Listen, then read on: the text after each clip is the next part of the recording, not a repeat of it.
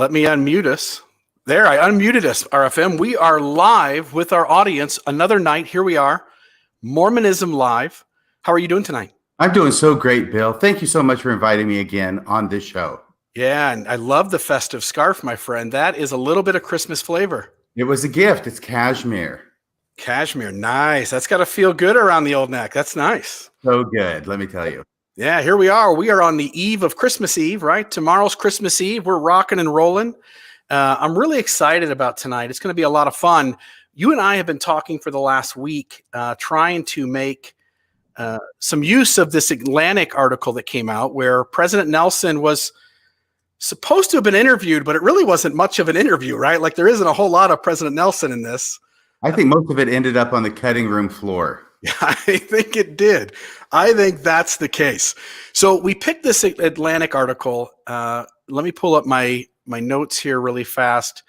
Gentleman by the name of McKay Coppins. Yes, I printed it out. It prints out to about 24 pages without the pictures. It is long. It is a classic Atlantic article, I think. Yeah, I listened to the audio, and it was about an hour and a half, if I'm not mistaken. McKay Coppins, do you know much about this guy? I don't, but there's a picture of him in the article, and I've got to say, he looks for all the world like Truman Capote. Yeah, well, there you go.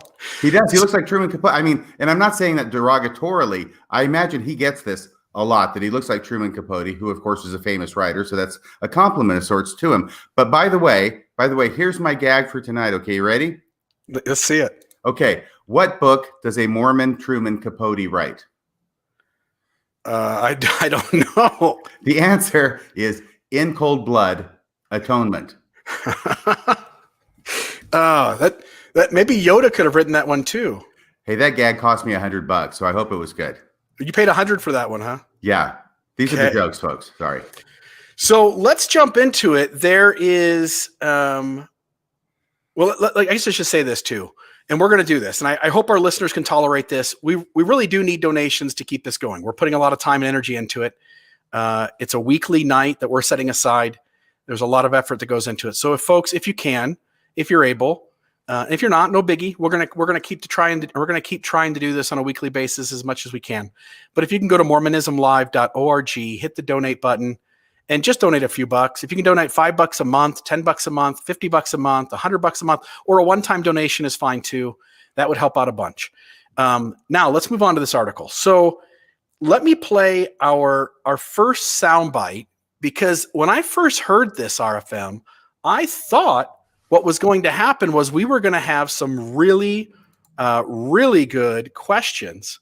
And I expected that to be the case. And here is what we get. Let me find that. While you're finding that, Bill, can I go ahead and talk a little bit about my background with this article? Please. Okay. You came up with this idea. By the way, for everybody out there, here's the deal, is that Bill picks a subject matter for one episode, then I pick for the next episode, and then we go back and forth. And so Bill picked this idea for this episode, so he's kind of in charge, and I have to remember that. Please remind me of that if it seems like I get out of control here. But I read this article, and I really didn't get anything out of it. It seemed pretty straightforward. It seemed pretty obvious. There wasn't a lot to comment on, in other words. So my feeling is, why bother commenting about something that doesn't need any comment? And I was looking in the internet, and basically there were two responses that I was seeing among members of the church, or people who are not members anymore. And the people who were TBMs were saying that this article was too hard on the Mormon church and wasn't fair. And the people who were ex-Mormons were saying it was too easy on the Mormon church and it wasn't hard-hitting enough. And that's really pretty much all that I saw about it on the internet. And that didn't seem like a lot to fill a podcast, frankly. So I read it again, still didn't get a lot out of it. I listened to it, and this is what Bill has the audio to, because they have someone who reads the article. And there's an audio component to the article that you can click on the Atlantic web page where they have this article. I listened to it, didn't get a lot out of it. I'm kind of getting desperate, actually. So Monday morning, just this past Monday morning on the way to work, I listened to it again as I'm driving in, and finally, I think I started understanding what it was that the author was getting at and the points he was trying to make. And it started catalyzing a lot of thoughts in my mind. The catalyst theory here at Radio Free Mormon and Mormonism Live was in full force. And so I want to share some of those thoughts with you tonight while Bill is in charge and while Bill plays the audio. I'm sure you found the audio by now. Yeah, I've got it. So here we go. This is the first sound bit that kind of had me excited.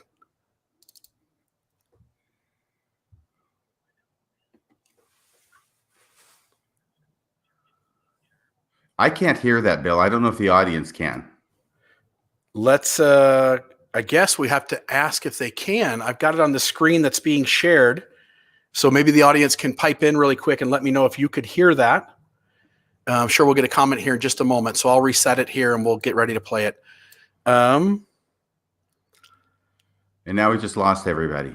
Can you try and play it again and maybe people could chime in? Yeah, they can't hear. So let's try this a different way because you guys heard the first piece. So let's see.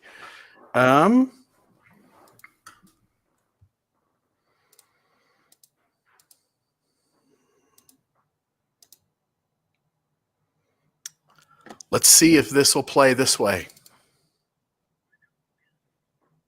Do you hear it? No. No, sorry. All right, give me a second. This is the one problem with doing this kind of stuff. I can barely hear it in the background. But while you're trying to... say that again, RFM? Barely can I hear some little mumbling in the background, but I can't hear really what's being said. Yep, let me try this a different way. Do you mind talking for just a minute and I'll fix it. No, I'll do a little product placement right here. Okay. Please. We're getting paid massive amounts by Coca-Cola Company. That's so good. So one of the main theses of this article is that it's called the most American religion, Mormonism, the most American religion. And I think the surface level basic thrust of the argument of this rather long article is that Mormonism, being a quintessentially American religion, has struggled really since its inception to be accepted by the broader American community. And it traces Mormonism from its roots all the way up through Brigham Young and into the 20th century, and basically outlines how it is that Mormonism finally achieved its goal of being accepted by the American community, basically in the 40s and 50s, when it achieved this sort of leave it to beaver kind of quality with the home and with June Cleaver working in the home and Ward going out to work and coming back in, and then, interacting with Beaver and Wally. So it's very, very Mormon, this kind of idea.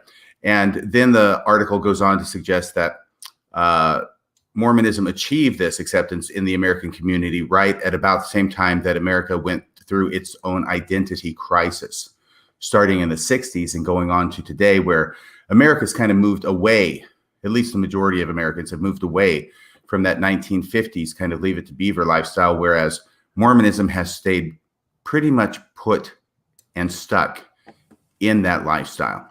Yes. See if you can hear it now, RFM. Nothing. All right. I'm going to exit the stream for 2 seconds and I'll be right back. Am I still going to be here? You're going to leave me here? I think you're still going to be there. All by myself. If not, audience, please be patient with us. This is just a little kink. I'm going to restart my computer really quick and I'll be right back up. I promise you we've got a fun episode for you. So be right back. Okay. See you, Bill.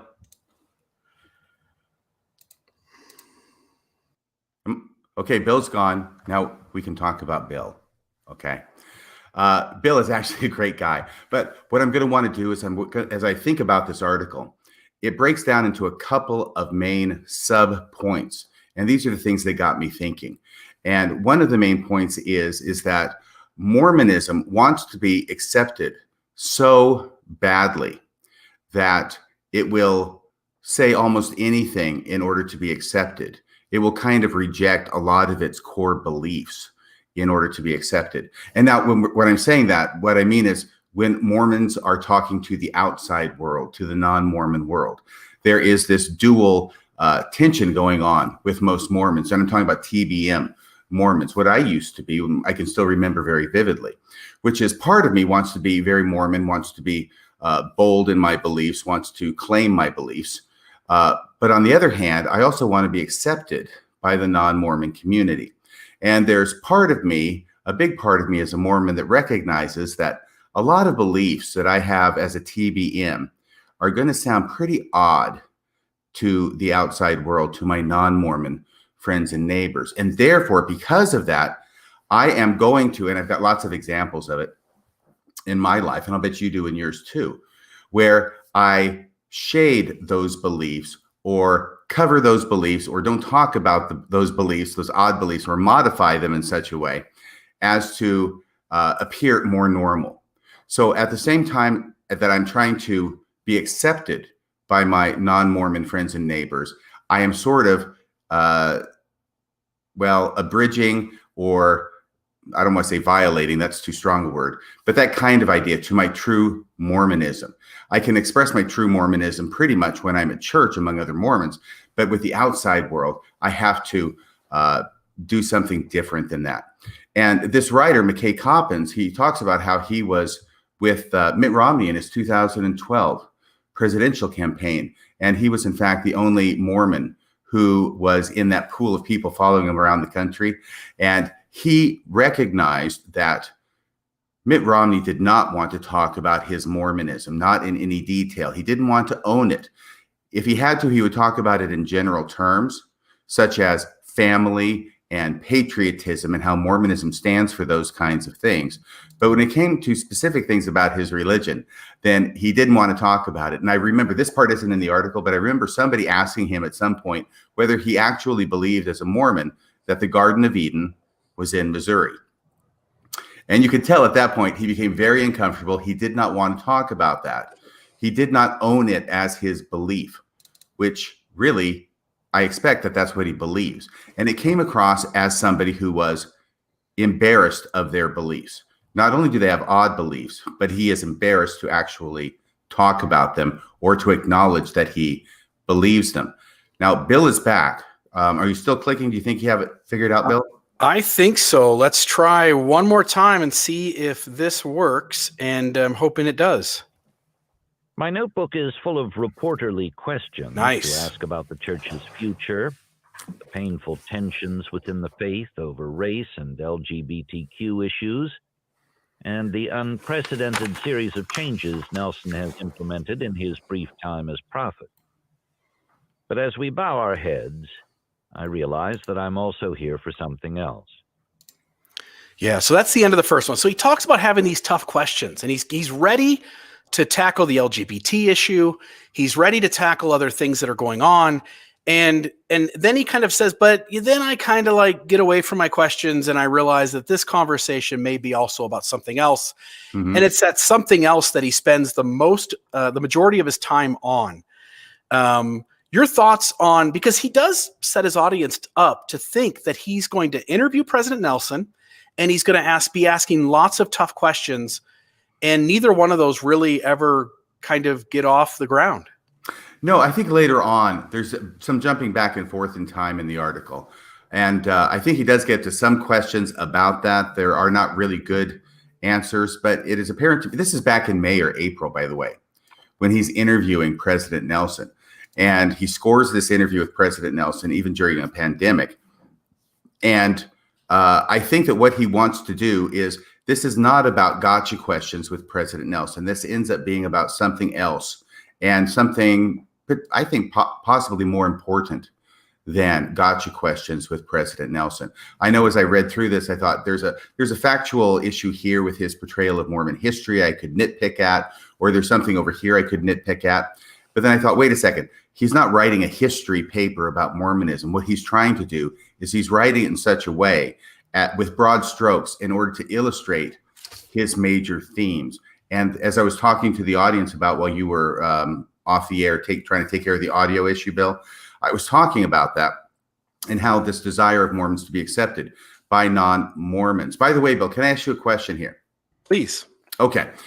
Now, as a TBM, I would probably be offended if someone suggested to me that I had a desire to be accepted by my non-Mormon friends, and that in some ways that might even trump my TBM-ness, my loyalty to the church. But then it occurred to me that I have an experience, and I think probably everybody in the church has the same experience, okay? And the experience is this. You are at home. The missionaries have invited themselves over to your house to share a spiritual thought. And you know perfectly well what's coming at the end of that spiritual thought because you've been down this road before. And the missionaries then ask you for names of your neighbors and friends that they could go to see if they would be interested in hearing the missionary discussions. And especially they would like it if you would allow them to use your name as a referral. I know that's happened to me on a number of occasions. Has that ever happened to you, Bill? And if so, how did that make you feel? Yeah, numerous times I would be sitting at the Johnson farm or Kirtland, Ohio, going to some of the stuff there. Or we went to Nauvoo once, and the missionaries, when they take you on these tours and you go around and see everything, when they get done, they give you these little index cards and say, hey, you know, is there anybody that's on your mind? Is there somebody you'd like to share the gospel with? Is there somebody that we could go help, or we'd be aware of, and we could stop by and talk to them? And I always felt, to be honest, I felt embarrassment. I felt like I don't really want to put my friend's name down. I don't really want to put something down on this card, but I felt guilty and needed to do it. Exactly. And that's how I always felt. And I'm guessing we are not alone. But the only reason I bring this up is because that crystallizes this tension. We want to be loyal Mormons. We want to do what it is we're supposed to do. We want to share the gospel. Of course we do, because we're Mormons, and Mormonism is what everybody needs to hear and give the chance to accept, because that's the only thing that'll make them happy and get them to the celestial kingdom, right? Yeah. But on the other hand, we're worried about offending our non-Mormon friends or neighbors, and therefore not being accepted by them. So it's this desire to be accepted by non-Mormons that, even on an individual level that I've experienced, makes me tend to not be as open and upfront about my religious beliefs as I might otherwise be. Yeah, and I think I felt much of the same. I knew that most people were going to turn me down. And while I thought it was important, I believed in the importance of it. I felt fear of sharing this thing with them that they would see as weird and not necessary in their life, and it would only cause some kind of fracture in our relationship. Right, and this is something that not only happens individually, but also happens institutionally. And it's both of these things that are being shown by the author in this article.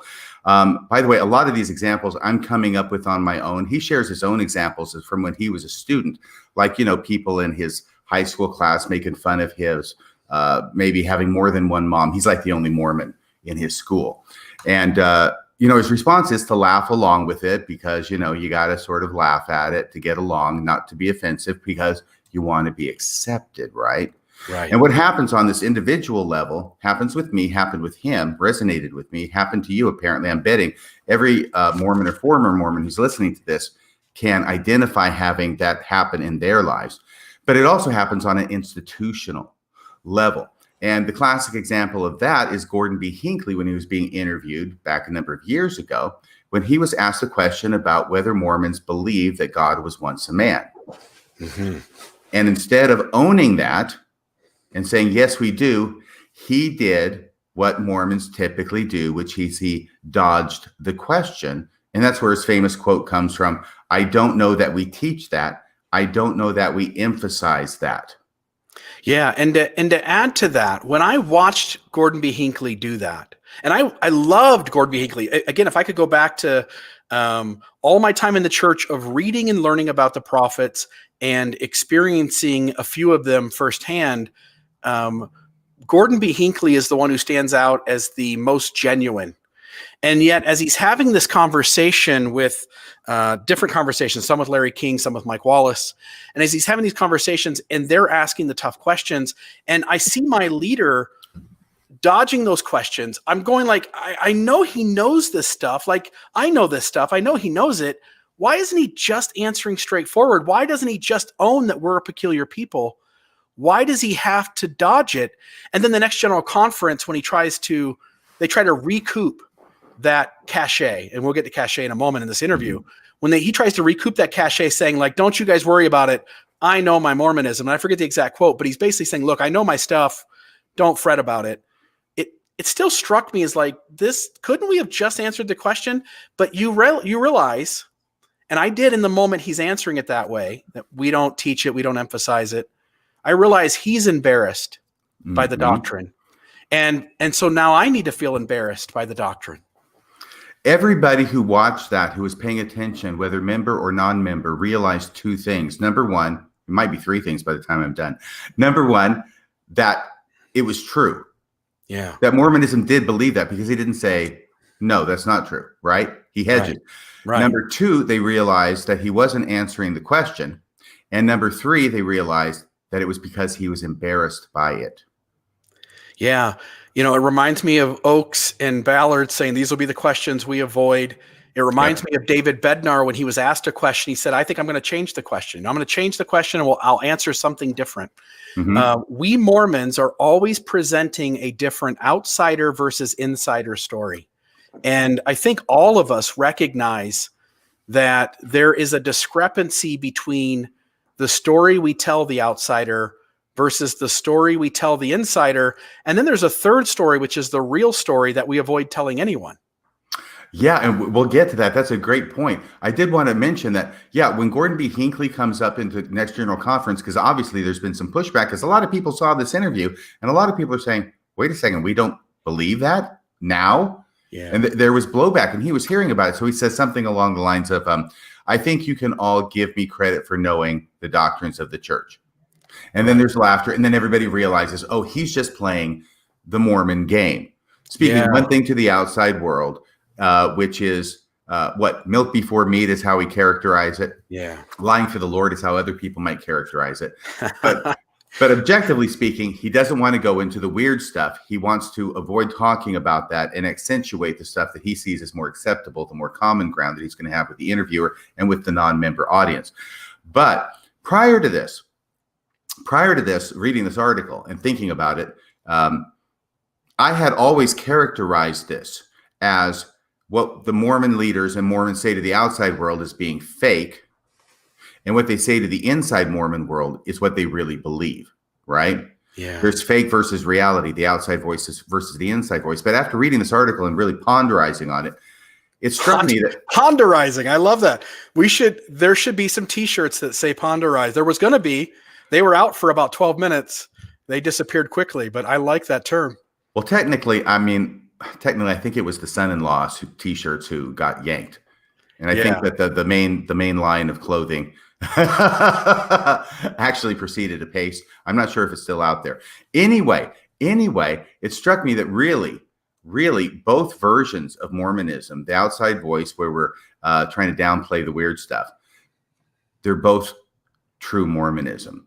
Yeah. They're not fake. Yeah. The outside one is what we do in order to be accepted of the world. And in order to be accepted of the world, we have a pattern and a habit now and a tradition of not speaking what we really believe. Yeah. And aren't we all playing that game in Mormonism and to some extent out? And I think we'll talk about that as the conversation goes on as well. So are you ready for the soundbite number 2? Please.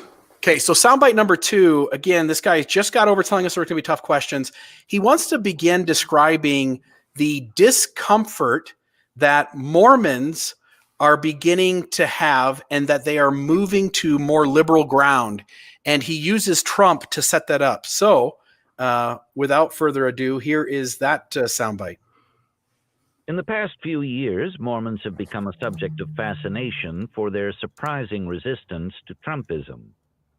Unlike most of the religious right, they were decidedly unenthusiastic about Donald Trump. From 2008 to 2016, the Republican vote share declined among Latter-day Saints more than any other religious group in the country. And though Trump won back some of those defectors in 2020, he continued to underperform. Joe Biden did better in Utah than any Democrat since 1964. And Mormon women likely played a role in turning Arizona blue. Yeah. So this soundbite strikes me. First off, I don't really trust his conclusion based on the data. Simply that Utah has become more liberal could be a matter of there being less Mormons. And now you're hearing the data from the stronger influence of people who have left the church or from a segment of people who have moved into the state of Utah. I don't think it necessarily is that Mormons have moved. But he is trying to make the argument, and I think this is the important part. He's trying to make the argument that the landscape of Mormonism is changing, that believing Orthodox TBM Mormons are shifting and moving to the point where they are moving away from aspects of the conservative party into aspects of the Democrat, from Republicanism to the Democrat Party, and at least some issues and at least on some candidates. And I think he's trying to use that soundbite or that written text in his original article to set up the conversation we're about to have. Your thoughts? I don't really have too many thoughts about that. I agree with you. I think that most Mormons who were typically conservative, who ended up not going for Trump, did it on more personal reasons with Trump's character and his history and the way he acted and talked, which they found incongruent with their Mormon principles and basically Christian beliefs. So but I do think that there is regardless of that, I think there is a point to be made that Mormonism is moving away from its conservative Leave It to Beaver roots, and more Mormons are transitioning to a more moderate point of view. Yeah, and one only have to look at who we looked at recently, which was Kwaku. And Kwaku is very much for the church changing its LGBT policy. He said so on several occasions. He is also kind of at the forefront. The church has put him up on a pedestal to kind of be the PR guy or the face of the PR to the younger generation.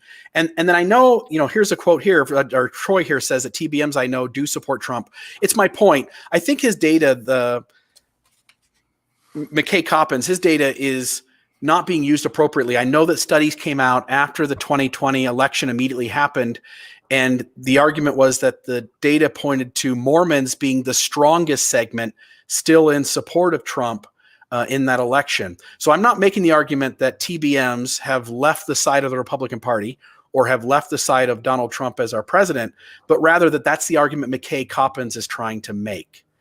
Okay, so now at the next quote, he starts to share some of the things he hears or has read in the media at large about Mormons. So there is this quote first. On MSNBC, Lawrence O'Donnell sneered that Romney's church had been founded by a guy who got caught having sex with the maid and explained to his wife that God told him to do it. So there's that one. Who's he referencing there, RFM?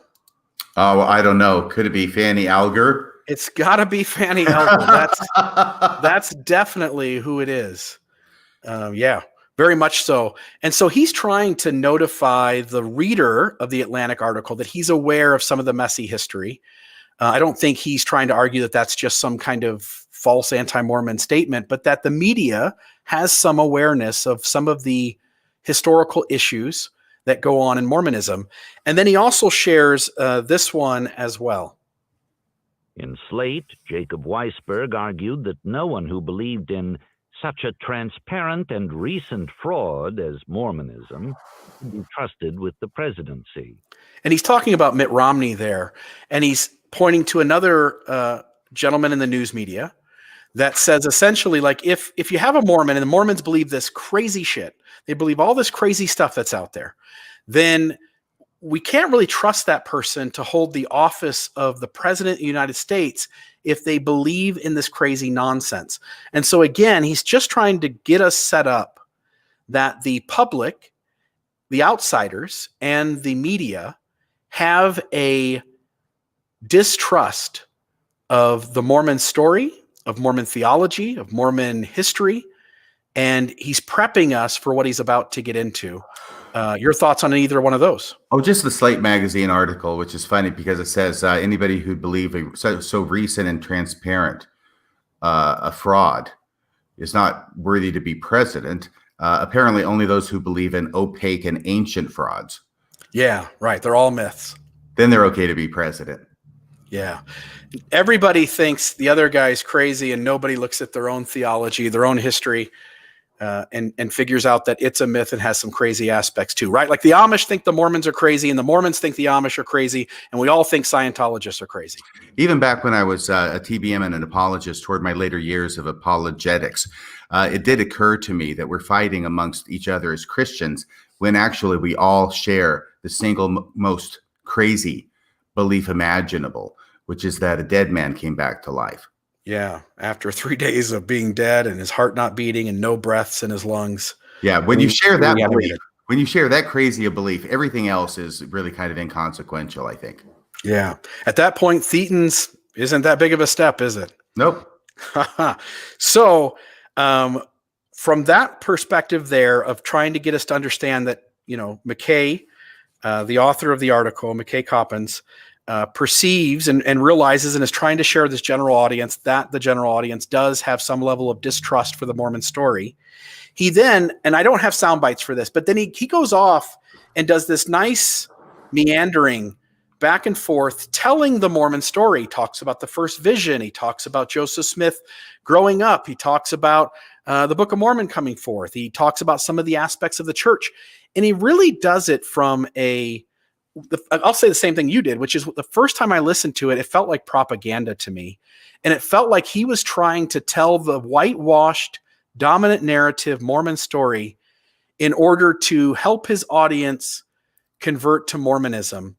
And that's what it felt like my first time through. Like you, when I listened to it a second time and a third time, I began to see that I think this actually was much more masterfully done, and the intended audience may not be who we thought it was when we listened or read it the first time through.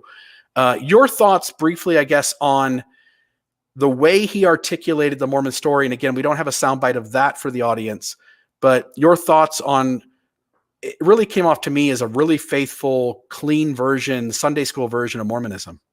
Yes, I agree with you. I think what he leads up to, and the whole point of reciting this story, has to do with Mormonism and America, and how it radicalized Joseph Smith, it says, when after being booted out of Missouri, after having tried everything they could in the state courts in Missouri to get redress, because, I mean, this is a big deal. They have spent a ton of money and credit buying up property in Missouri.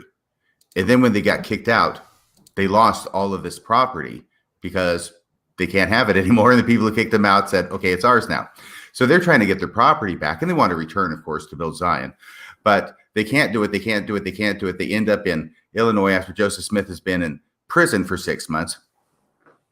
1839, he goes to Washington, D.C., because he believes that this is America. There's a First Amendment. There's freedom of religion. And surely the president of the United States will give them redress. And he goes, he meets with Martin Van Buren. Martin Van Buren goes, nope, sorry, can't help you.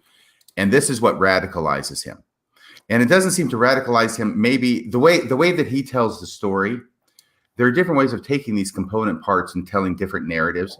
And the way he tells the story is that what Joseph Smith ended up doing was deciding that he would create a religion and a government that really was what America was supposed to be, that really embodied the American ideals as he saw that and protected people in their constitutional rights.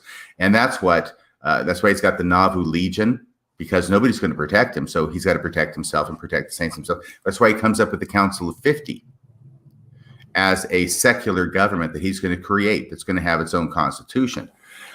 So that's the way he views it. And anyway, that's the starting point of this relationship between the church and the government, which ends up finding fruition in the 1940s and 50s after the whole polygamy problem got resolved.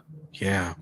And then after he gets done telling this Mormon story, he spends a little more time talking about how we Mormons are stuck, and the institution is stuck on this double-edged sword, which is, one, it has to hold some consistency, and it has to maintain the things from the past, at least to a degree, and not shift too quickly on the things that we told our membership. These are forever doctrines. These are the truth. This is the hard and fast stuff that is unchangeable, eternal, God's almighty law. And the other side of the sword, the other side of that edge of the sword, if we fall the other way, is, as you pointed out, trying to be accepted by the world. And so now we get into these two sound bites. I'm actually going to play the Terrell Givens one first, where Terrell talks about how the church, no matter how much it moves so damn slowly that it's always playing catch up. Here's Terrell Givens. And again, this is an audio version of the Atlantic article. So you're not listening to Terrell Givens' voice, but this is what the article has to say that Terrell Givens is quoted on. It is now because Mormons occupy what used to be the center that they fall into contempt, wrote Terrell Givens, a Latter-day Saint scholar.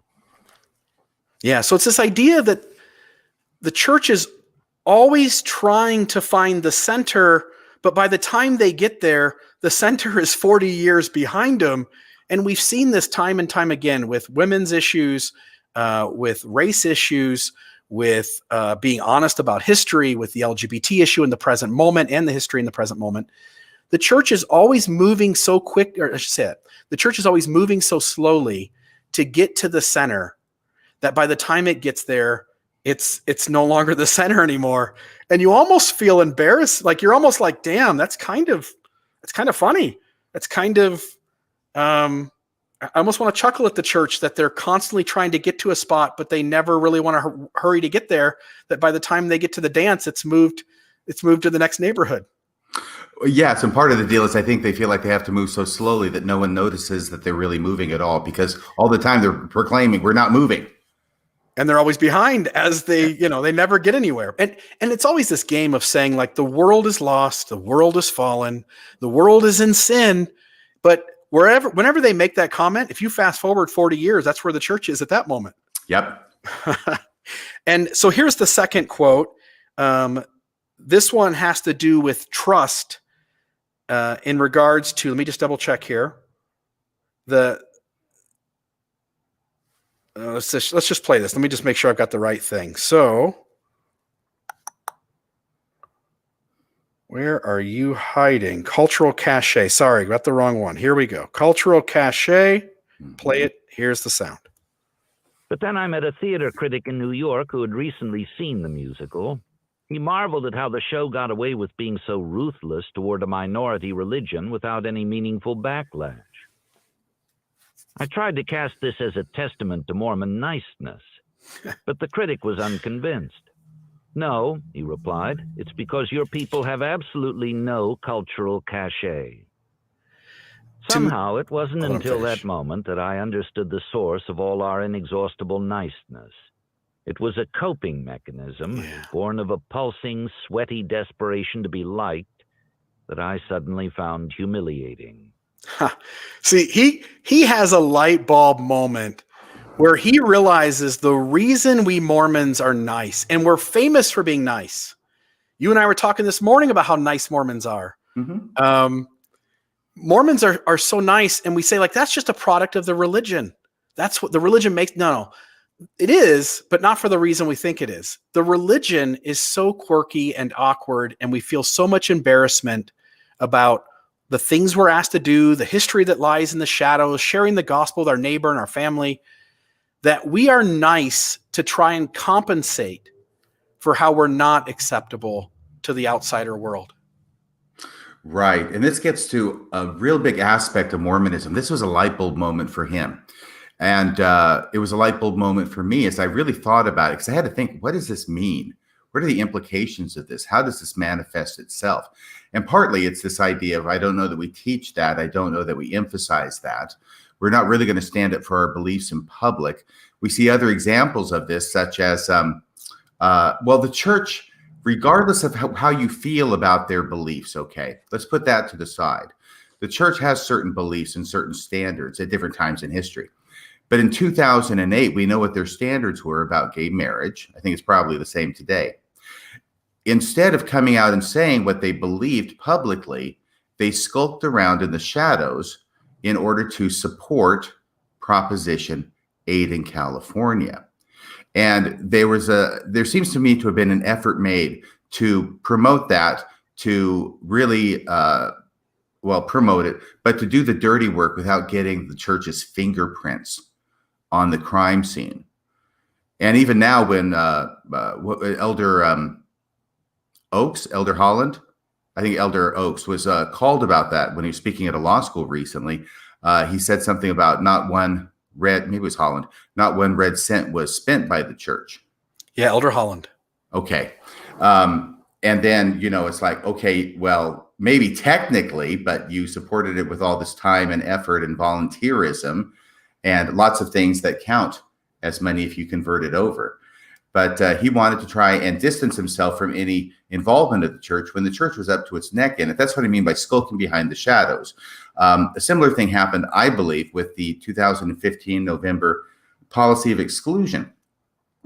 Two reasons why that was so surprising to me. Number one is because the church had just spent the entire year making periodic public announcements about things that they were doing in order to support the gay community, the LGBTQ community. Mm-hmm.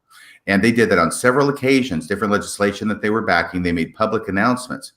But at the same time, they're working behind the scenes to insert secretly into the manual, which was not public at the time, insert secretly into the electronic version, this policy of exclusion.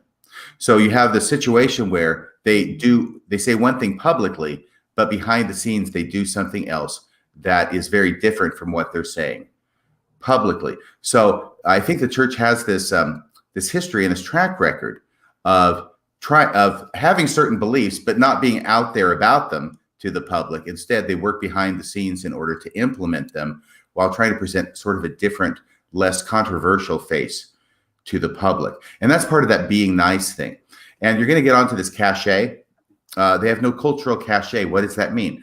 Well, I think it means two things. And the first thing here that we're talking about is that in order to have cultural cachet, you have to own your beliefs, and you have to own them publicly. You can't be embarrassed of your beliefs and expect to have any cultural cachet. And it doesn't make any difference that they're weird. The public, as a general rule, let's look at politics, okay? And it doesn't make any difference which side of the party you are, or whether you're a socialist, right? Like Bernie. Bernie's a socialist.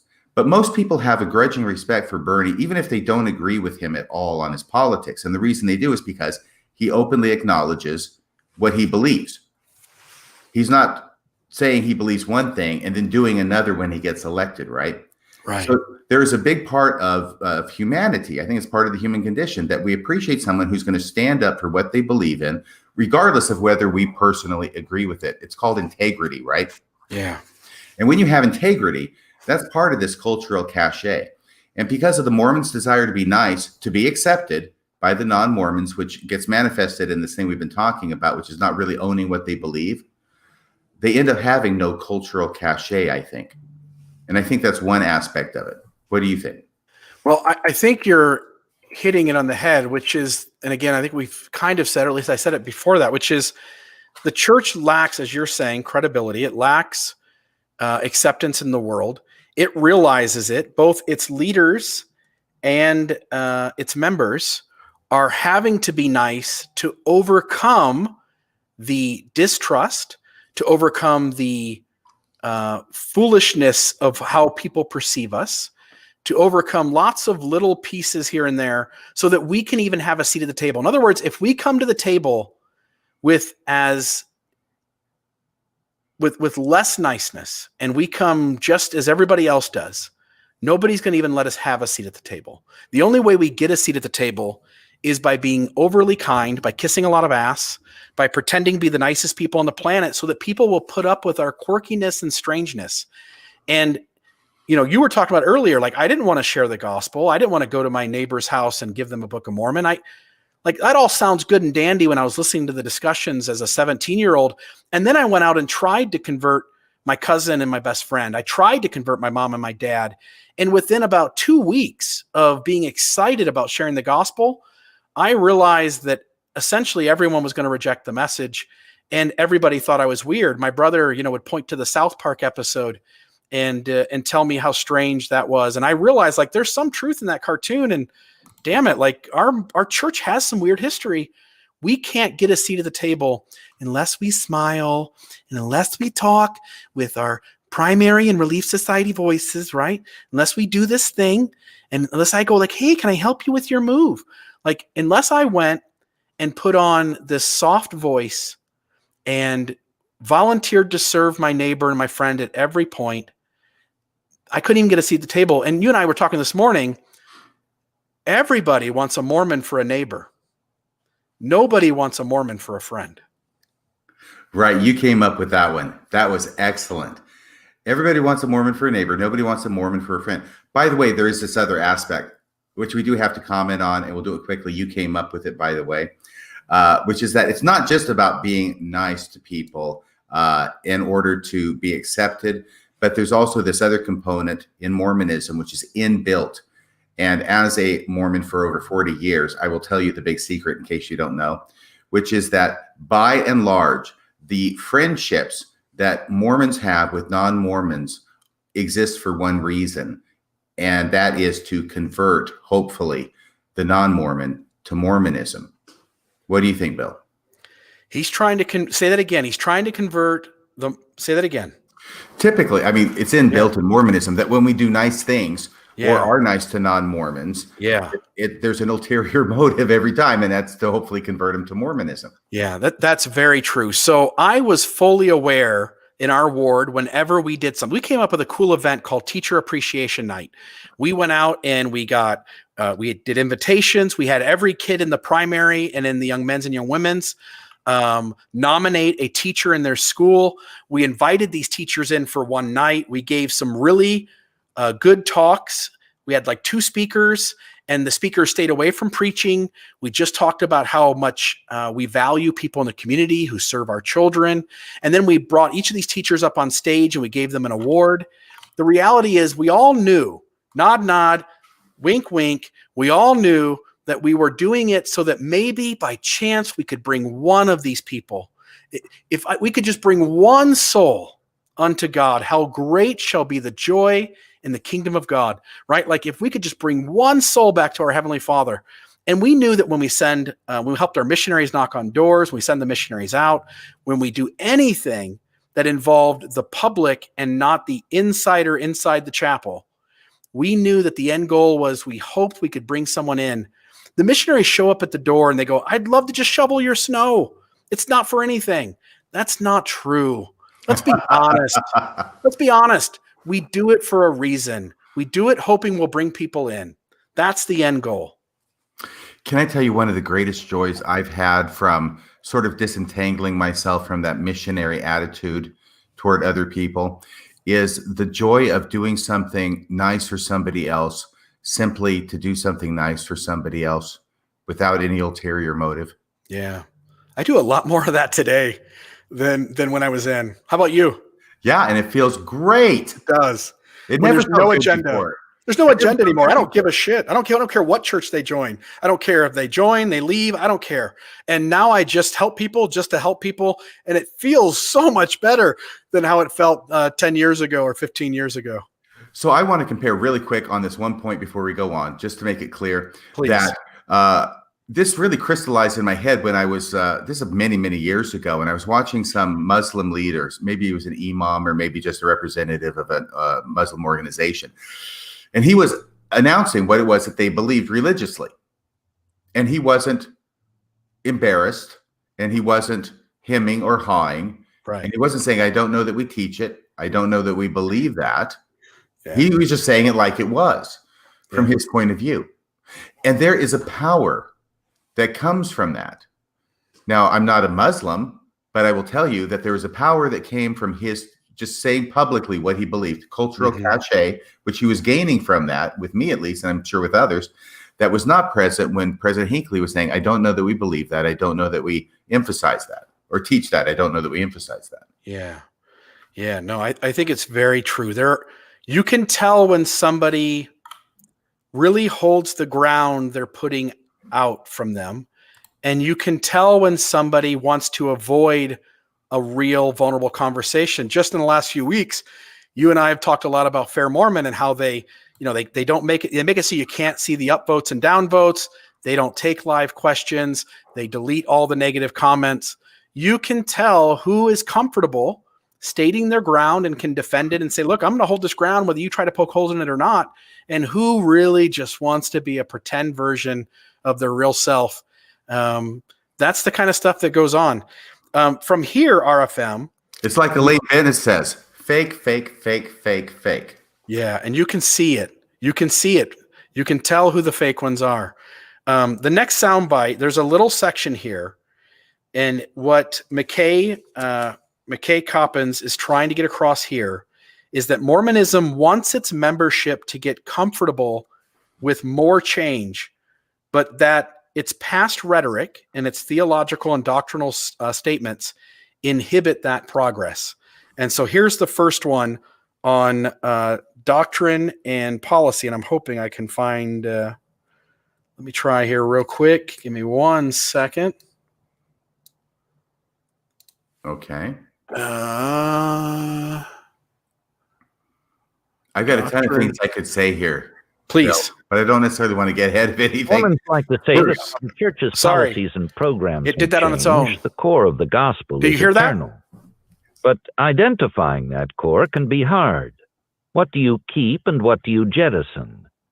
Which parts are of God and which parts came from men? What's worth preserving in the endangered Americanism that Latter-day Saints have come to embody? And what's best left behind? These are the questions that Nelson faces as he tries to figure out what Mormonism should mean in the 21st century. And he knows he's running out of time to answer them. Yeah, he's going to die soon. And he's trying to move Mormonism to a more acceptable space. It has moved, as it tries to get to the center and it's always late, it has moved faster in the last 5 years, with him at the helm since sometime in 2018, and with him essentially leading, I think, President Monson, who was in certain stages of dementia and Alzheimer's and other mental challenges, that Nelson has had a leading role with the church for some time now. And as the church is trying to move towards the center, it has moved as fast as ever in the last 5 years. And there is this balancing act of not upsetting the cart of Mormons who think Mormonism has been consistent and think Mormonism believes certain things.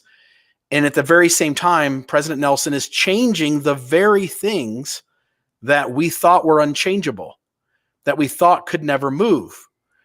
And Mormonism is a shell of what it was during the Bruce R. McConkie and the Joseph Fielding Smith years. And it really doesn't even resemble the Mormonism of the 90s anymore. It's a very different Mormonism. The 10-year-olds, the 15-year-olds, and the 20-year-olds, if we were to sit down with them and say, what is Mormonism? That would be a very different story from if we were to ask the 50-year-olds, the 60-year-olds, and the 70-year-olds. Your thoughts? Right. And one of the important points he makes here, and this is going to get toward the idea of who is this addressed to, this entire article really, is that he gives President Nelson credit because he says there's a lot of changes he's made, and some of them are inconsequential, like reducing church from 3 hours to 2 hours and focusing on the name of the church being the full name instead of the Mormon Church. But there are consequential changes that he has made. And he gives 3 examples, one of which is modifying the language of the temple endowment to make it more female friendly, if I can put it that way. Yeah. And I think you know what I'm talking about. A second thing had to do with, calling the first Latin American apostle and Chinese American apostle in history. And then there was a third thing. Do you remember what that was? I don't remember what it was. Well, it was something of significance. In other words, he's doing things that are significant. I think it was it removing the policy from 2015? Yeah, of course. Which he put into place, right? Like him and like we all heard the rumors behind the scenes that Nelson pushed the hand of President Monson into putting it in place in the first place, and it was Nelson who stood up and said, "This is revelation," and then they have to come out in the back end and go, "Hey, it was out of love that we put it in. Oh, and by the way, it was out of love that we took it out. We're just trying to be consistent." He doesn't mention the first part. He does mention the second part. And that's because this is the thesis that he's developing, right? Yeah. My first thought was, well, to criticize him for not mentioning the first part, this is not even-handed. But he's driving toward a point that there are significant things that President Nelson has been doing. And basically what he's aiming toward, I think, is that President Nelson is on borrowed time. He's already made some very significant changes within the last 2-3 years of his presidency. There's still time left, and the door is open, and he can make additional changes. And I think this is more of a hopeful piece that he will take this opportunity to continue to make changes. Yeah. Here's another one that emphasizes kind of the same point. This is where they talk about the crux. Kathleen Flake, Mormon historian at the University of Virginia, told me many of the church's concessions to modernity have been healthy and necessary. But it's like a game of strip poker, she said. How far will you go? The hard parts of Mormonism, huffing up hills in a white shirt and tie, foregoing coffee, paying tithes, might complicate the sales pitch, but they can also inspire acts of courage. Yeah. So it's like strip poker. How far will you go? I've got pocket aces, RFM. What do you got? Hey. The deal is this. I mean, and this is the huge tension, right? How did the apostasy happen? Well, we were told, at least when I was young in the church, that it happened by... Wait. Do we talk about the apostasy much anymore? We don't talk about the apostasy We don't anymore. teach it, and we don't emphasize it. We do not. And there's a reason for it, I think. It is part of it makes sense. Because the apostasy was the original church, the true church, accommodating itself to the world to the point where it lost its validity, its efficacy, its priesthood power, its covenants. Yeah. And that's what we are. And so that's the tension. How far do you go? How many articles of clothing of the true church are you willing to get rid of in order to be accepted by the world without going across that line of, the apostasy line? Go directly to apostasy. Do not pass go. Do not collect $200. Yeah. It reminds me of a man who told me that he owned the very axe that George Washington owned. And the only things he had replaced on it were the handle and the head. Right. So this is the tension. This is the tension that's going on. And really what we're trying to do here, just so everybody knows, because I've seen a few comments, what we're trying to do is understand what the message, the multiple layers of messages in this article are.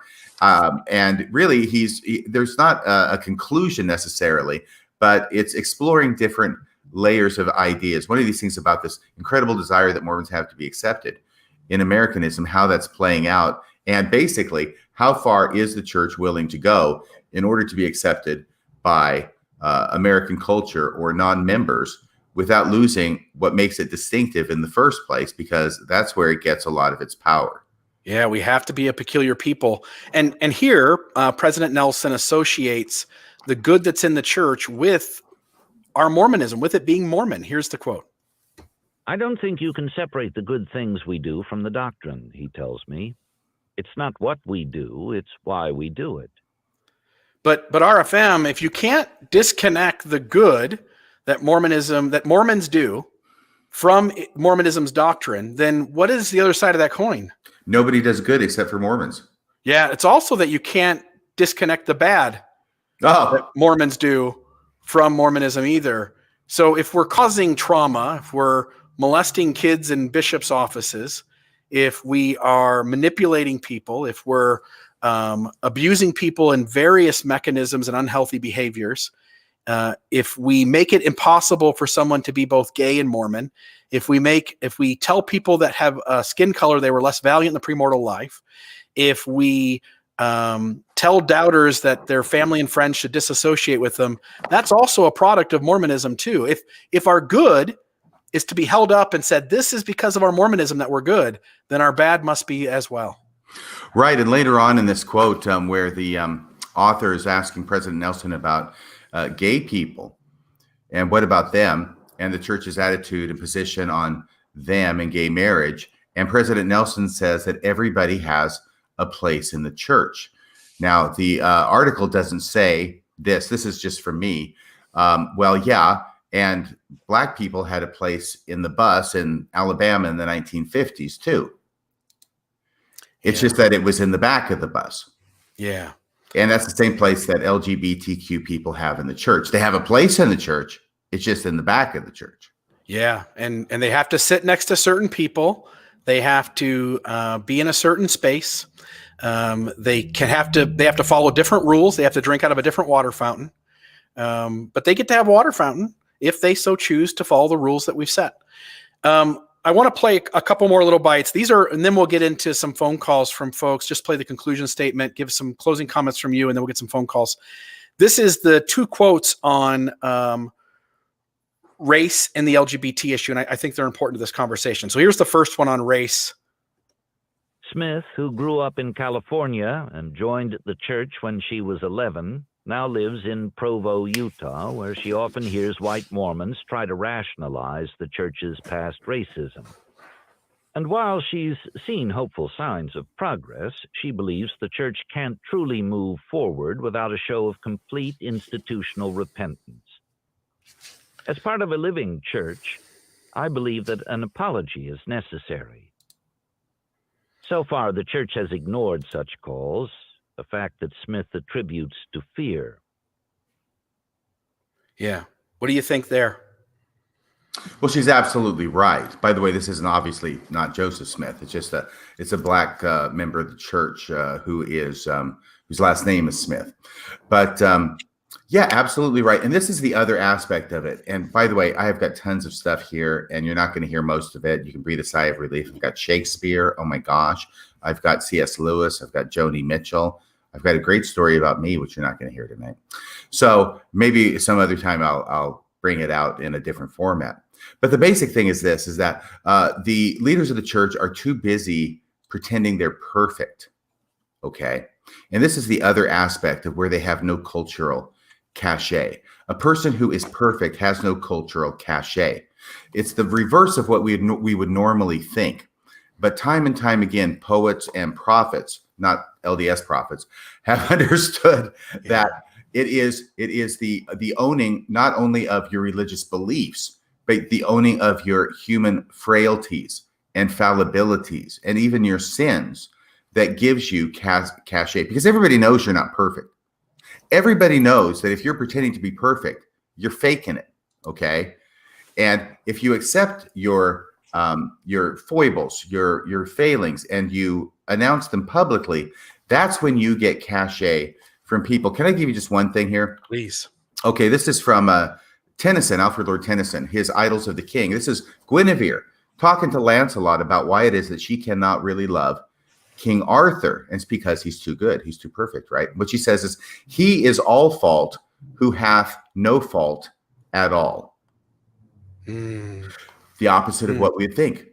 He is all fault who hath no fault at all. For who loves me must have a touch of earth. Yeah. Like, we're all flawed. Let's stop pretending that there's something perfect about us. Let's start owning up to what we are and what we've done, and let's be honest about it. And that's what makes a person appealing to us. And then she finally says, the low sun makes the color. Yeah, the low sun. It's good stuff. By the way, I just want to say this, okay? Because Ether chapter 12, verse 27, a seminary scripture, everybody knows it. Weak things strong. Yeah. Yeah, I give unto men weakness that they may become strong. That is always interpreted in my experience in Mormonism as, okay, we're given weaknesses, but we're made strong and when we overcome them. Okay. Yeah. I think maybe that's not what it means. I think what it means is that it is the weaknesses themselves that make us strong when we own them, not overcome them, but when we own them. That's what makes them strong. And if that's what this verse means, I think it's a lot more profound than maybe I'd been giving it credit for before I started considering it in light of this Atlantic article. There's a few other things that I'm not going to talk about, but that's the main thing, is that this is what the church leadership fails to understand, is they're scared to death of being less than perfect, of apologizing, right? Nobody can criticize them because they're above criticism. What they don't understand is that it is that position on their part that makes them unappealing, that makes them not accepted, that makes them not loved by the non-Mormon world. And what they don't understand is if they did the exact opposite of what it is they seem hell-bent on doing, which is just acknowledge that they are weak, vulnerable, that they make mistakes, and apologizing for them just like everybody else, immediately the reaction, I mean, there are some ex-Mormons that go, aha, I knew it all along. But by and large, the reaction of the world is going to be one of acceptance and embracing them and an increased respect, and then they get the cultural cachet. Yeah, but that's not the current behavior. That's not what currently goes on. Here's the second quote about race. Though the church has never claimed prophetic infallibility, Smith says that for many Orthodox believers, the faith is either true or it's not. The church can't make a mistake. The church can't back off. The church can't fix something that's problematic. Mormon leaders are afraid that if they apologize for the racism of past prophets, she speculates, they will undermine their own authority. That institutional fear is a common theme in the church's response to a certain kind of activism. Though Mormons are encouraged to air their doubts and even voice dissent among themselves, church leaders have sometimes lashed out when dissenters start attracting external allies. Yeah. So this idea that, we've made serious mistakes. We've made mistakes on race. We've made mistakes on the LGBT issue and are currently making them. We've made mistakes on dealing with women and, allowing them to do ordinances. And then now we take it away. And we don't really handle social issues inside the church very well at all. And yet we have this said and unsaid, this implicit and explicit teaching that those guys, those 15 guys, you just can't badmouth them. You can't say they made a mistake. You can't talk about the serious mistakes they made. We're not going to talk about the serious mistakes they made. They're fallible, but ask me what they did, and I can't tell you. They have to be set on a pedestal. President Nelson has to be a prophet of God, and he has to have better access to truth than you have, than I have, than all the TBMs out there have. And the reality is those top 15 have made much more serious mistakes than the progressive Mormons they've excommunicated all along the way. Well, I agree. Lying to the membership on a regular basis is one of those. Yeah.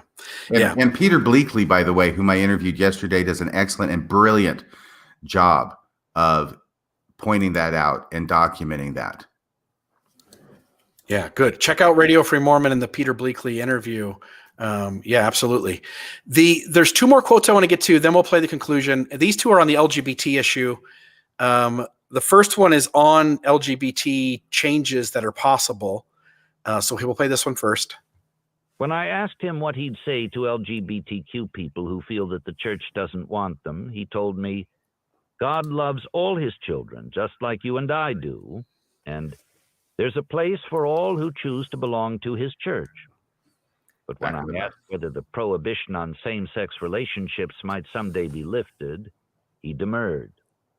As apostles of the Lord, we cannot change God's law, he said. We teach his laws. He gave them many thousands of years ago, and I don't expect he'll change them now. As we spoke, I noticed that Nelson... He's changed a lot of shit, hasn't he, God? This is the part where you're saying that nothing's changing while you're sort of changing things. That he's almost 100 when you're with him. He's remarkably spry for a nonagenarian and prone to enthusiastic tangents about the human body's servo-regulatory mechanisms. But he also seems to understand the risk of saying the wrong thing. So when he talks about the LGBTQ community, he slows down and reads from his notes to make sure he is hitting every letter in the acronym. So President Nelson seems, RFM, to be holding LGBTQ. Yeah, he's got it down. Yeah, he's got to make sure he says it right. Right. I think I got those some reverse, but I got them all there. So there's this thing that happens in Mormonism that is bullshit, and it happens all the time. Even in the midst of constantly changing Mormonism, the leaders keep telling you it can't change. Mm-hmm. Like he said, God hasn't changed it thus far, and I don't expect him to change it anytime soon. Yeah. Mormonism is constantly changing. We said the temple ordinances can't change. We changed them. We said garments had to stay one piece after the pattern at which Joseph Smith set that he got straight from the Lord. We changed it. Temples had to be a certain way. We changed them.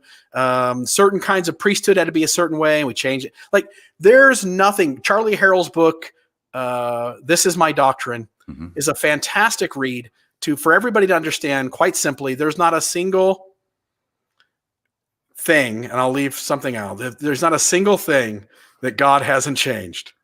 No, there isn't. And that's part of the lie. It never changes. It never changes. While it's changing, right? It just changed this week. Yeah. It keeps on changing, but it's not changing. We said that, we told you guys, Brigham Young taught from Heavenly Father that people of color couldn't get the priesthood until all of God's white children had come to earth and attained a body and gotten the priesthood themselves. And once all the Caucasians had been exhausted, then in some future point, then those of color could have it. And then we just shortened Brigham Young's quote. And then we just gave people of color the priesthood and said that Brigham Young prophesied this would happen. Yeah, it's a lie. It's all bullshit. It's a lie. It is a lie. By the way, I was very happy with the new handbook that came out with a modification in the handbook where they actually came out and endorsed Radio Free Mormon. Yeah, because they want factual information, and there's no better place to get factual information. They encourage the members to go to factual, credible, and reliable sources of information. Hello, here I am. Yeah. Radio Free Mormon. Tune in, everybody. Yeah, you are a church-approved source now. Thank you very much, President Nelson. And I wonder if they'll take Fair Mormon off, because that's definitely not factual, credible, honest, truthful, transparent, reliable information. Trustworthy, clean, brave, or reverent. Yeah, I love it. All right, so here's the last one on LGBT, the LGBT issue. But although views among rank-and-file Mormons are evolving, the church has codified its teachings on sexuality as doctrinal. That means they won't change until the prophet says he's received divine permission. Thank you, President Oaks. And that will happen when the church is so far behind that it has to get closer to the current center. And then by the time it gets to that current center and allows LGBT folks full access, it will be behind the center on lots of other things anyway. Absolutely. Okay, so with that, let's move to the conclusion here. This was his winding up comment, and this is where you and I finally, with your help, you're the one who had the light bulb moment, figured out what was really going on in this article. So I'm going to play the conclusion, and then I want you to tell us what McKay Coppins was actually doing and what his motives were and who he was speaking to. What holds the country together is its conviction in certain ideals, community, democracy, mutual sacrifice, that it once possessed and now urgently needs to reclaim. If Mormonism has anything to offer that effort, it will have to come from a confident church, one that is unafraid of owning up to its mistakes and embracing what makes it distinct. There's the two things right there, see? That's his conclusion. Concluding sentence. Excuse me. It has to, number one, own up to its mistakes, but still boldly claim what it is that makes it unique. Those are the two things, right, that we were talking about, breaking down those two things.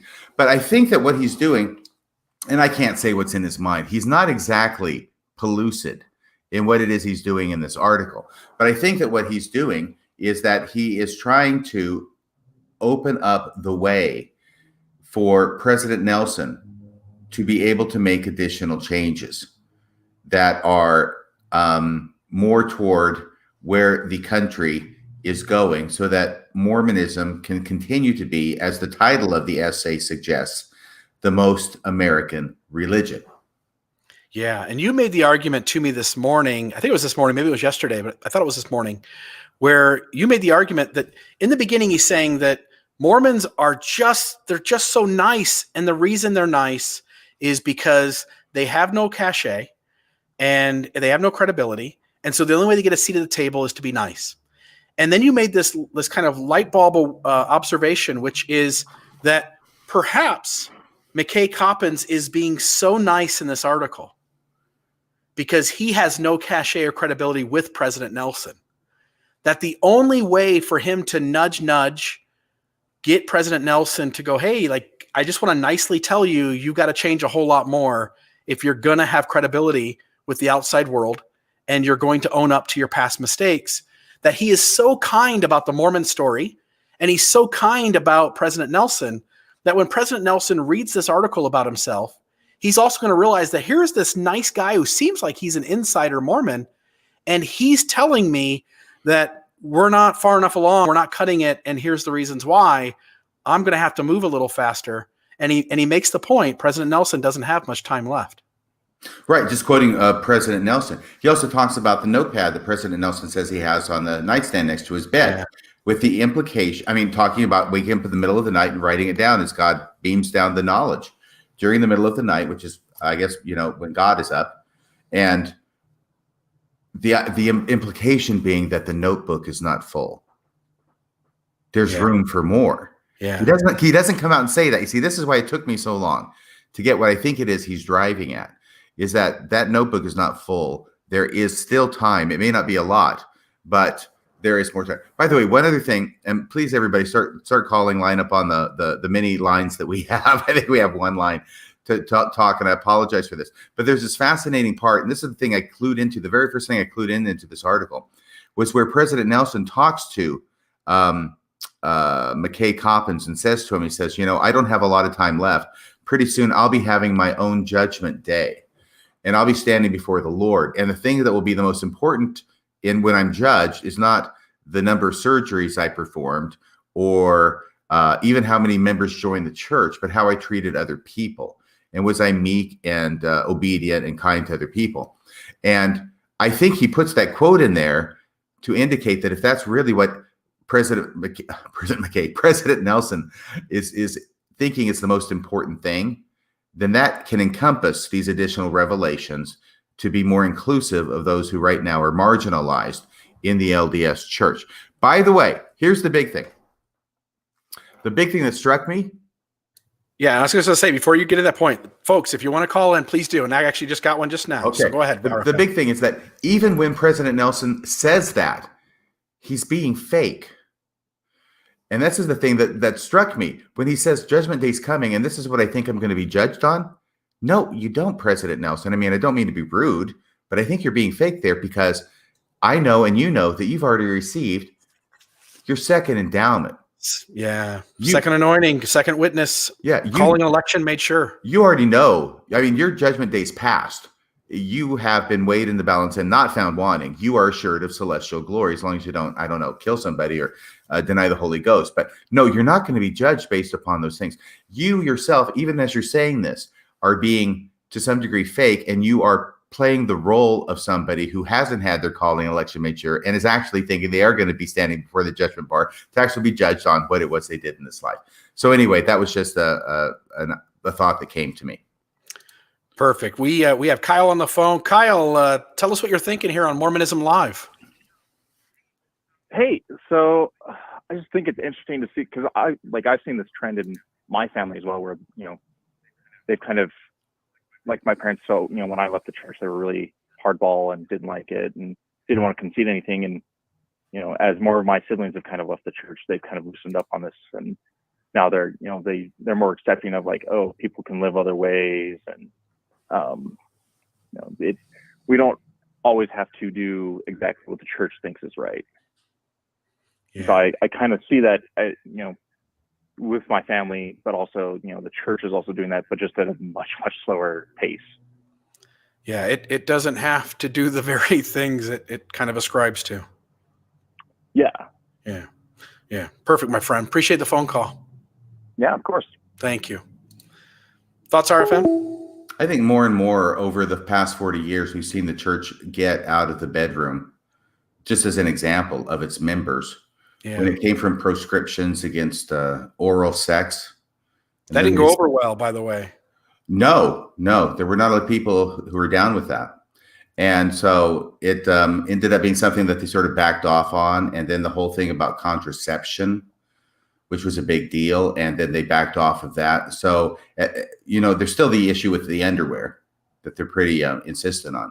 But in a lot of main ways, the Mormon Church has moved out of the private lives of its members to a marked degree from where they were 40 years ago. Yeah. Yeah. And if you want to call in, please do. If you want to join, we've got a Facebook group, Mormonism Live, and I see every day there's 3 or 4 people that are asking to join. I think we're up around 130 or so right now on there. Also, there's mormonismlive.org. It's where you can listen to past episodes and kind of get whatever information on the show there. And we're sharing in a lot of places now. We've got, I think, 5 Facebook pages, a YouTube page, a Periscope page, and a Twitch page that this live broadcast is going on. We've got 128 in the stream right now that are viewing. And it tells me that, each of our places, it looks like the YouTube channel has the most. But here comes another caller. Give me 1 second to take that. Okay, great. By the way, I was talking to a listener earlier today, and he wanted me to publicly chide the people at Fair Mormon for not taking live phone calls and doing live shows, that he feels like they should be willing to do that too, since they are obviously convinced of the strength of their position. So I hope you're listening, Brad and Cardin and Kwaku and John Lynch and Scott Gordon at Fair Mormon, that we think you should be taking live calls as well. It would be great if they did. Here's our next caller. What are some of your thoughts, my friend? Hey, Bill, RFM. My name's FW. Hey, so I'm a little late jumping on, but just weighing in on this subject matter. I'm curious what your thoughts are on what the church's path forward is, assuming that the church is on a similar trajectory with the gay marriage issue as they were with the blacks in the priesthood. And I think that's a common assumption among people in our circle. But what do you think the justifications are potentially that the church could provide to the Orthodox members? From a theological standpoint, we have the family proclamation. Do you think that there's a way for them to reconcile that issue? Or, I mean, the only other option would just be this sort of like disavowal type of thing that they did with the priesthood ban. But it seems more complicated in this case. And I wonder if you two could speak on that. Yeah, give me 1 second. I'll hang up with you and we'll respond. Thanks. Yeah, thank you. So my 2 cents there. First off, when it comes to the race and the I'm going LGBT to go get another issue, Coke, okay? please. When it comes to the race and the LGBT issue, I think they are different. I think when a young black man felt marginalized in the church, that young black man could go back to his home and he had an African-American mother, an African-American father, African-American siblings, and they all were in the same box. They were all in the same boat. And that being able to go home and go like, oh, the church isn't nice to us is one thing. The LGBT issue is very different because the LGBT kid goes back to his home where his binary heterosexual parents are, and they're wanting to stick up for the church. They know the church is right. They know the church is true. And that kid doesn't have the support system. What the church doesn't realize is it's losing a lot of membership. No matter what Quentin Cook says about the church being as strong as ever, it's losing membership. And these LGBT folks are folks who want to stay if there was space for them. But because we have an agenda to hold to something that's no longer really holds up, we're essentially kicking out the very people who want to stay. When this church is claiming it wants to hang on to people. Now, he asked, what's the path forward? You and I think you would agree, the church is going to continue moving and shifting forever. It's going to continue trying to play catch up forever. 1,000 years from now, if there's still Mormonism, it's going to still be playing catch up. So Mormonism has to make a choice. It can appease its tithe-paying members, which are the rigid, binary, black and white, dogmatic TBMs. But that group is going to continue to get smaller and smaller.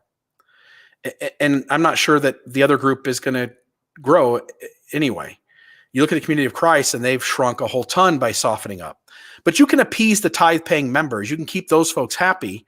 But then you become a very rigid, dogmatic church. You become a very hardline church that is deeply unhealthy. Or you can cater to the progressives faster, but then you're going to lose the tithe payers. And I'm curious. I don't really know. I think the church is trying to do both of them.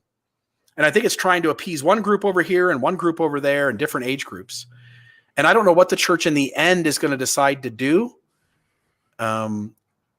But it's going to be fun to watch the next couple of decades unfold, because I think in another 20 years, you're going to know which direction they chose to go in, whether they chose to be accepted by the world and become normal, or whether they cater to the tithe payers they have in this moment, risking losing the future generation of Mormons.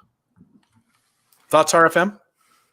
Yeah, I actually devoted a podcast to this quite a while ago. I was Googling it while you were talking there, Bill. It's Radio Free Mormon, episode 8. It was back from March 12th, 2017, called The Amazing Contradicting Joseph Smith. And there, I recommend you go back and listen to that if you haven't already, because it's actually, I think, is pretty good, if I do say so myself. But what it sets forth, ultimately, it shows that Joseph Smith contradicted himself over and over and over again. And it actually frames it as a positive thing in the podcast, that he never felt bound to what it was that he had revealed or presented as scripture. He could go beyond that. And frequently that required reversing what he had said before. And that was necessary in order to expand the horizons and the breadth of Mormonism. Okay, so having said all of that, I don't want to give that whole podcast right now, but the main bottom line is this, is that the church right now is so focused on being anti-gay. It has to be, because it focuses on that strain of doctrine from Joseph Smith, which they attribute to Joseph Smith, about you have to be married in order to be in the celestial kingdom.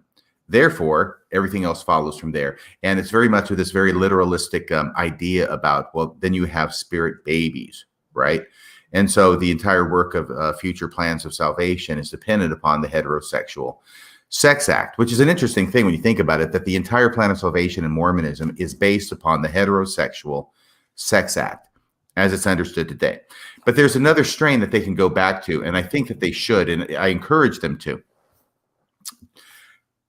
That is the strain that the very last word that Joseph Smith ever said on the subject, both in the Book of Abraham, 1842, and in the King Follett Discourse, 1844, as well as the Sermon at the Grove, but mostly King Follett.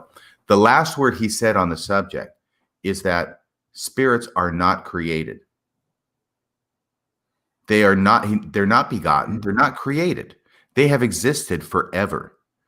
And he begins his plan of salvation in the King Follett Discourse with God finding himself in the midst of spirits. And then seeing that he was more advanced than they were, he created a system whereby they could advance and become like himself. But the Book of Abraham in chapter 3 is very explicit, talking about spirits. They are nolam, or eternal. There is no creation about them, he will say in the King Follett Discourse. So there is no marriage to create spirit babies, according to what Joseph Smith said in the last word he said on the subject. And that is the other strain of doctrine that I hope the church will go back to, which is ready and open. It's a field wide and all ready to harvest for them in order to accept gay marriage, because there's nothing that Joseph Smith said. You would think that the last thing he said about it would be his most up-to-date view on the subject. But all the church has to do is say, look, we don't know everything. God knows they say that every general conference. There's so many things they don't know. We don't know everything. We think this is one way that spirits can be begotten. They can still stick with that. We say, but there are other ways, and there's spirits that existed forever. And Joseph Smith said this. So I think they should just be like the Marines and marry them all and let God sort them out. Yeah. And I'll talk here for another second, and we'll see if another phone call comes in. We'll take at least one more. If somebody calls, if not, we can end the night on this. And actually, one's just coming in now. So give me a second. I'm just going to. All right. So RFM, my last thought too is that on this section we're talking about, that leaders have spoken and said really unhealthy things. And I think sometimes the 15 grant this charity to the inner sanctum of that group and say, you know, Elder Oaks, you've said a lot of unhealthy stuff about LGBT folks. We're going to do you the grace of letting you die first before we collectively move somewhere different. And then you have to be alive and embarrassed that you said a lot of things that didn't hold up. And so I think Mormonism throughout the ages has often, and I think it plans to do so now, often made space to allow these guys who have said the unhealthy stuff to die before the changes come about with which those guys would have to, like Bruce R. McConkie, apologize. Does that make sense, RFM? Oh, it does. And also the church is locked into this management style of everybody in the quorum of the 12 and the quorum of the first presidency have to agree. Any decision they make has to be unanimous. And therefore, if Elder Oaks is still alive and he says, no, I don't agree, well, then they can't make the change according to the way they have established the method of governing the church. Are you muted? Yeah. And then the second he dies, then God can suddenly speak to prophets, seers, and revelators again. It's just amazing how this all works. We've got Roger on the phone. This may be our last call. We'll take Roger. Roger, what are you thinking here on tonight's episode of Mormonism Live? Well, I just had a new revelation for the prophets, seers, and revelators if they want. The revelation on allowing men to be married in the temple has already been given. It was given to Joseph Smith, and it was called the Law of Adoption, and it was part of the new and everlasting covenant of marriage, and it was an important part of it. That is, men got maybe half a brownie point for getting another wife, but he would get a full brownie point if he sealed himself to another man. That man was a conduit for the priesthood. The principle of sealing was not done for sealing parents to children, but rather ways for the priesthood to flow. And this continued down to John Taylor, who stopped it. But Brigham Young had my great-great-uncle, John D. Lee, you may have heard of him at the Mountain Meadows Massacre, as one of his adopted sons through the law of adoption. And he had his second anointing, and the whole purpose so the priesthood could flow from Jesus Christ to Joseph Smith to Brigham Young to John D. Lee.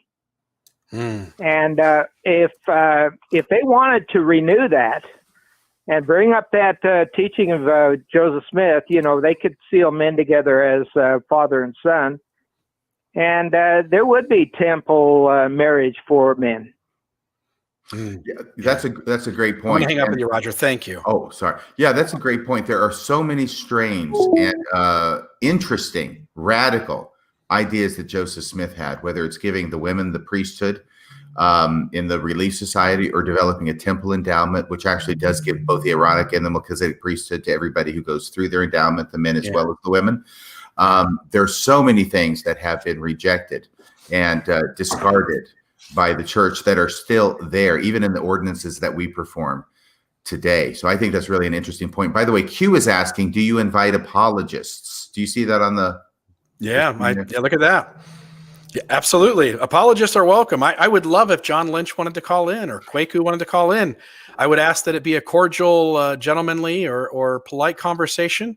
But anybody who wants to call in, male, female, alien, Bigfoot, anybody with opposing views to what we're saying, I would welcome it. And we would love if believers or apologists called in and said, look, you guys have got it wrong.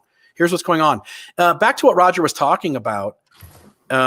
I want to just note that we already have other theological room as well. We're told the celestial kingdom has 3 partitions to it. There's 3 sections in the celestial kingdom, not just 3 glories, but the celestial kingdom has 3 sections as well.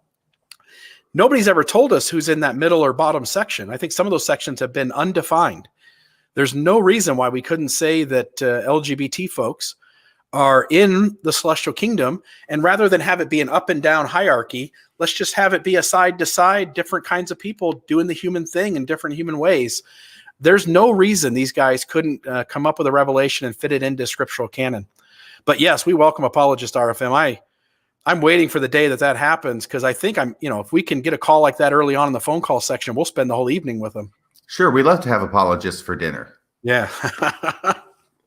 So with that, I don't see any other calls coming in. I'm happy to just kind of wrap up here. Any closing thoughts from you, my friend? No, I will tell you, let me think here. Was there anything brilliant that I had to say in closing, in contrast to anything else that I said before this?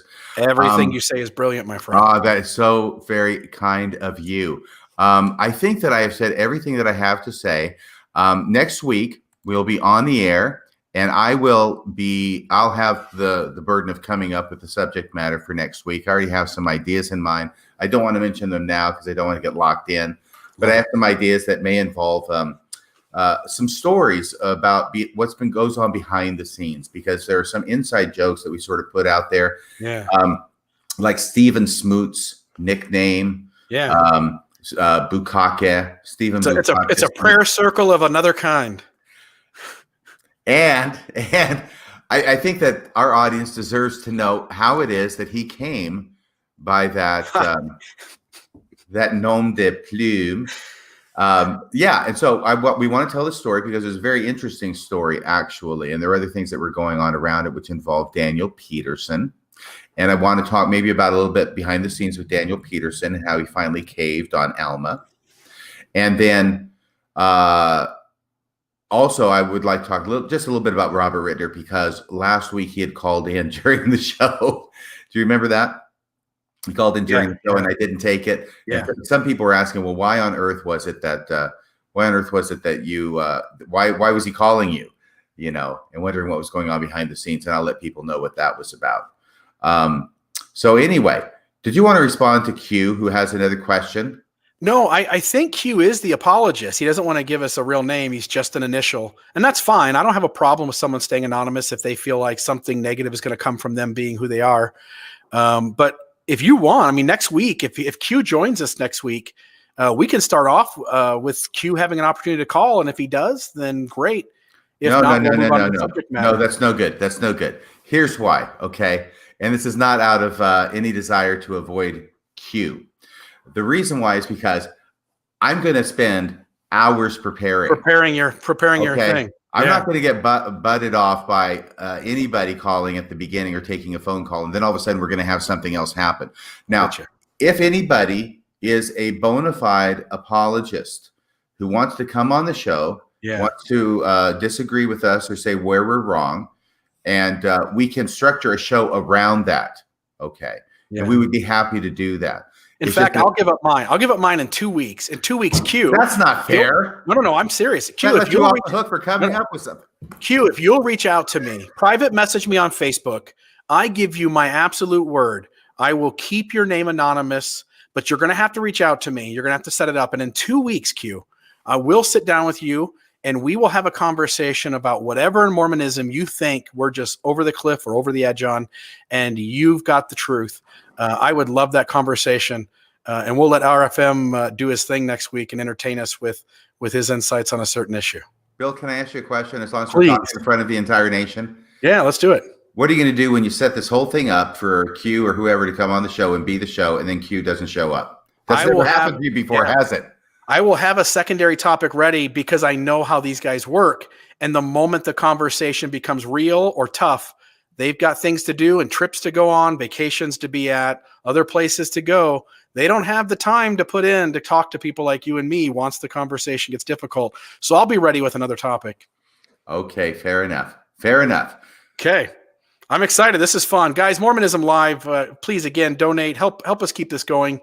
We'll just week to week bring up new things, whatever is going on in the news. We'll talk about if there's some pressing thing going on. And there's going to be plenty of times for RFM and I to jump into doctrinal issues or historical issues and spend the whole evening examining those with your calls.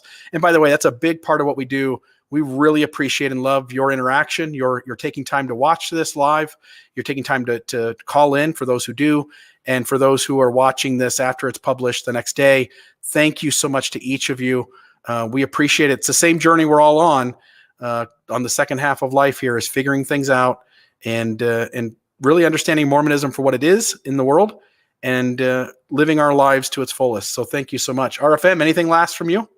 I've had a great time. I just want to wish you a Merry Smithmas. A Merry Smithmas. It is December 23rd. Merry Smithmas to you too, RFM. Sharon, Windsor County, Vermont, December 23rd, 1805, as I recall. Yeah. What a beautiful day in our nation's past. 215 years ago today. It warms the cockles of my heart. Well, I'm glad you have some warm cockles. Okay. Have a great day. Thank you. You too. Bye, everybody. Have a Merry Christmas, everyone.